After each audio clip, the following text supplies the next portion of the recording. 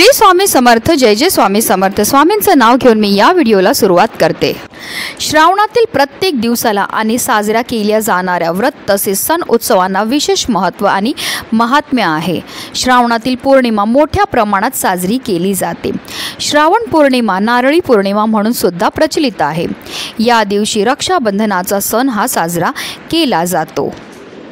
तर यंदा रक्षाबंधन 18 की 19 ऑगस्टला, यावेळेस भद्रकाल आहे की नाही आहे तर किती वेळ भद्रकाल आहे। भद्रकालामध्ये आपल्याला चुकूनही आपल्या भावाला राखीही बांधायची नाही आहे। त्याचबरोबर राखी बांधण्याचा शुभ मुहूर्त कोणता याबद्दल सविस्तर आणि अतिशय महत्त्वाची अशी माहिती मी तुम्हाला या व्हिडिओमध्ये देणार आहे। तर व्हिडिओ पूर्ण पहा आणि जर तुम्ही माझ्या चॅनलवर नवीन असतील तर चॅनलला सबस्क्राईब करा आणि शेजारी बेल आयकॉनसुद्धा प्रेस करा, जेणेकरून तुम्हाला माझ्या नवनवीन व्हिडिओचं नोटिफिकेशन हे मिळत राहील आणि तुम्ही एक पण व्हिडिओ मिस करणार नाही।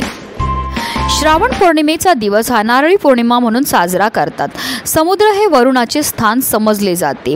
या दिवशी श्रीफळ अर्पण करून त्याच्याविषयी कृतज्ञता व्यक्त करण्याची आणि पूजा करण्याची प्रथा आहे। तसेच या दिवशी रक्षाबंधनाचा सणही साजरा केला जातो। देशभरात हा सण साजरा केला जातो। रक्षाबंधन म्हणजे बहीण आणि भावाच्या प्रेमाचं बंधन। या दिवशी बहीण भाऊरायाच्या हातावर राखी बांधते। हा सण म्हणजे पराक्रम, प्रेम, साहस, संयम आणि सुरक्षिततेचा प्रतीक मानलं जातं। मानवी जीवनातील सर्व नात्यांमध्ये भाऊ आणि बहिणीचं प्रेम निस्वार्थ आणि पवित्र असल्याचे मानले जाते। मग राखी बांधण्याचे महत्त्व काय, तर भविष्य पुराणात असं लिहिलं आहे की प्रथम इंद्र यांची पत्नी साची हिने मृत्युशूराशी युद्धात इंद्राचं रक्षण करण्यासाठी संरक्षण धागा बांधला होता। म्हणून जेव्हा पण कोणी युद्धात जातं तेव्हा त्याच्या मनगटावर कलावा किंवा मौली किंवा रक्षासूत बांधण्याची प्रथा सुरू झाली। त्याची पूजा केली जाते।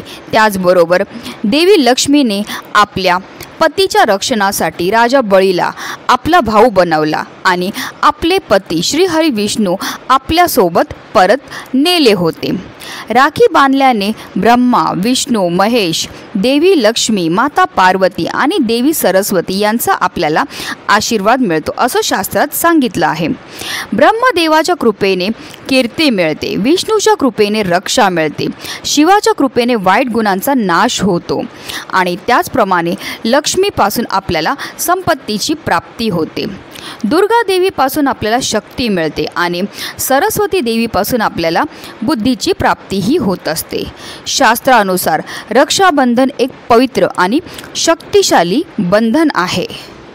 त्यामुळे मनाची शांती आणि पवित्रताही कायम राहते आणि वाईट विचार हे माणसाच्या डोक्यामध्ये अजिबात येत नाही। त्यामुळे ते चांगल्या मार्गावर राहतात आणि म्हणूनच आपल्या भावाच्या संरक्षणाकरता प्रत्येक बहिणीने आपल्या भावाला राखीही बांधायची आहे। तर आता जाणून घेऊया यंदा रक्षाबंधन कोणत्या शुभ मुहूर्तावर आहे। तर यंदा सोमवारी म्हणजे 19 ऑगस्ट 2024 रोजी रक्षाबंधन आहे। श्रावण पौर्णिमा 18 ऑगस्ट रोजी उत्तरात्र 3:04 सुरू होईल, तर दुसऱ्या दिवशी म्हणजे 19 ऑगस्टला रात्री 11:55 समाप्त होईल। रक्षाबंधनात विधिवत शास्त्रीय पद्धतीने बांधलेली राखी शुभ मानली जाते। शुभ कालावधीत मंगलमय वातावरणात श्रद्धापूर्वक प्रार्थना करत भावाला बांधलेली रक्षासूत्र एक कवचाप्रमाणे काम करते। पंचांगानुसार रक्षाबंधनात राखी बांधण्यापूर्वी भद्रकाळ पाळला जातो, कारण तो अशुभ मानला जातो। त्यामुळे या अशुभ मुहूर्तावर भावाला राखी बांधली जात नाही। पंचांगानुसार रक्षाबंधनाच्या दिवशी पहाटे 5:53 भद्रकाळ सुरू होईल, तो दुपारी 1:32 राहील। आता भद्रा काळामध्ये आपल्याला राखी का बांधू नये ह्यामागे सुद्धा एक पौराणिक कथा आहे। अगदी थोडक्यात तुम्हाला सांगून देते। भद्रा भगवान सूर्य आणि त्यांची पत्नी छाया यांची कन्या आहे, तसेच शनिदेवाची बहीण आहे। मान्यतानुसार भद्रामध्ये राखी न बांधण्यामागे एक आख्यायिका आहे।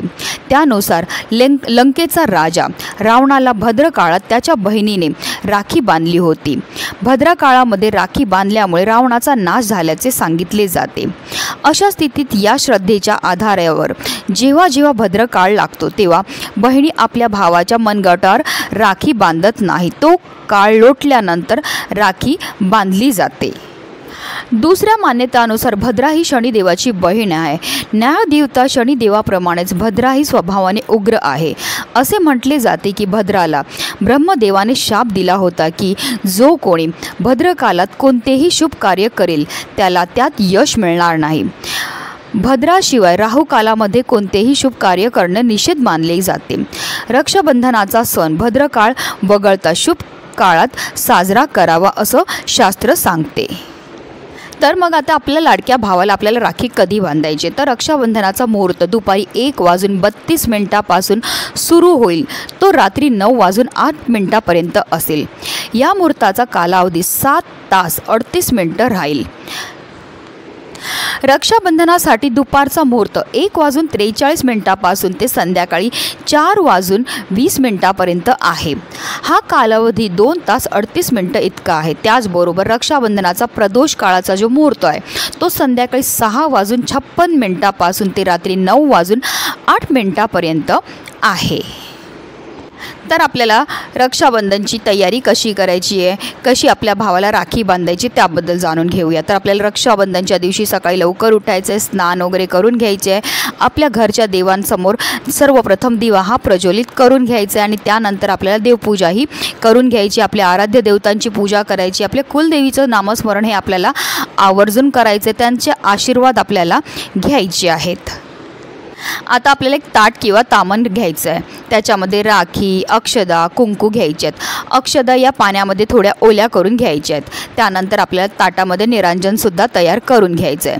राखीचे साहित्य असलेले हे ताट किंवा तामण देवघरात नेऊन सर्वप्रथम आपल्याला बाळकृष्ण किंवा आपल्या आराध्य देवताला गणपती बाप्पांना किंवा स्वामी समर्थ महाराजांना एक राखी ही आपल्याला अर्पण करायची आहे। त्यांना राखी बांधून झाल्यानंतर आपल्याला रक्षाबंधनाचा विधी हा सुरुवात करायचा आहे। भावाचं सुमुख आपल्याला पूर्व दिशेला ठेवून त्याला बसवायचं आहे। यामुळे सर्व देवतांचे आशीर्वाद त्याला प्राप्त होतात।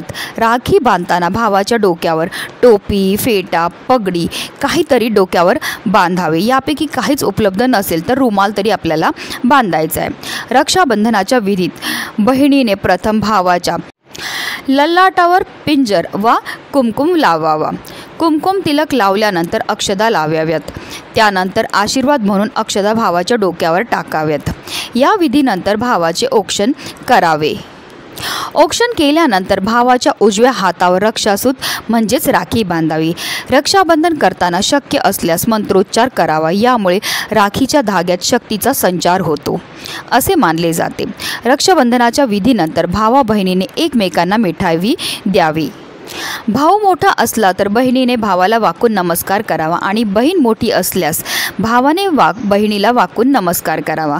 रक्षाबंधन आटपल्यावर भावाने वस्त्र, आभूषण किंवा इच्छित भेटवस्तू बहिणीला देऊन तिच्या सुखी जीवनासाठी प्रार्थना करावी। भावाला राखी बांधताना त्याचबरोबर त्याचं औक्षण करताना आपल्याला एका मंत्राचा जप हा आवर्जून करायचा आहे। तो मंत्र असा आहे, येन बद्धो बलिराजा दानवेंद्रो महाबल तेन त्वामह प्रतिबद्ध नामी रक्षे माचल माचल। पुन्हा एकदा सांगते, येन बद्धो बलिराजा दानवेंद्रो महाबल तेन त्वामे प्रतिबद्ध नामी रक्षे माचल माचल। या मंत्राचा आपल्याला निरंतर जप करत करत आपल्या भावाचं औक्षण आणि त्याला राखी बांधताना या मंत्राचा आपल्याला जप हा करायचा। ह्याच रीतीने तुम्हाला रक्षाबंधनाचा सण जो आहे साजरा करायचा, जेणेकरून आपल्या भावावर कधीही कोणत्याही प्रकारचं संकट, विघ्न हे आलं नाही पाहिजे, हीच मनामध्ये इच्छा। म्हणूनच व्हिडिओ जास्तीत जास्त शेअर करा, जेणेकरून प्रत्येकाला ह्याची माहिती मिळेल। श्री स्वामी समर्थ। जय जय स्वामी समर्थ।